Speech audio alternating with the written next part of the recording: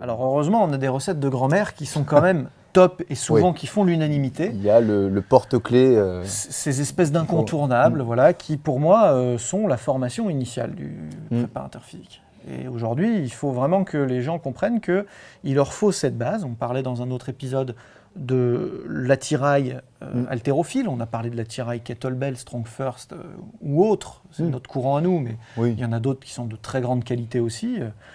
Si on vient du Girevois, on va faire les choses un peu différemment, mais c'est aussi très riche et très intéressant. Voilà, on va se former sur un peu le culturisme, un peu la force athlétique, et évidemment l'athlétisme.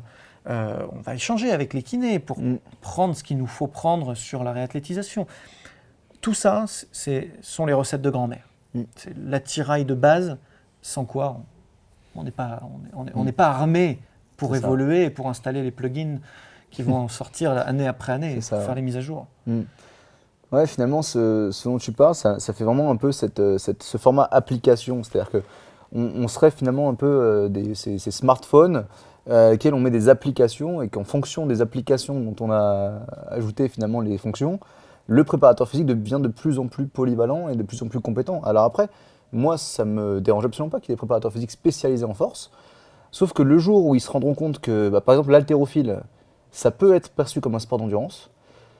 Pourquoi ? D'endurance, d'explosivité, parce que si on analyse une compétition haltérophile, voilà, il va faire une performance extrême, anaérobie lactique pure et dure, sauf que peut-être que 5 minutes après, il va falloir qu'il enchaîne.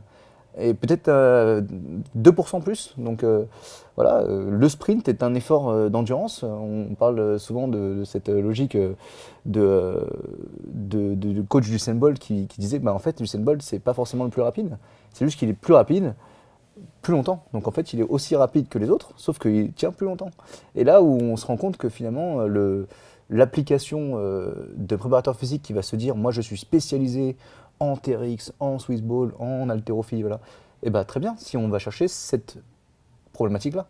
Et là où on va se rendre compte que finalement, une autre, je pense, facette que doit avoir un préparateur physique, c'est cette curiosité, cette recherche, cet esprit d'aller chercher finalement le détail et ce dont il a besoin pour sa problématique. Donc le préparateur physique qui s'asserrait sur ses compétences et se dit, voilà, moi je suis le spécialiste de l'athlétisme, ça fait 50 ans que je prépare. Et ça suffit.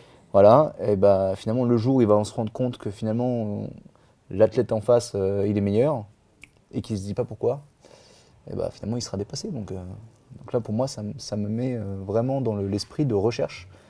Je pense à tous ces préparateurs physiques qui vont faire beaucoup de formations et on est de cela. Clairement, quel que soit le niveau, on n'a jamais fini d'apprendre.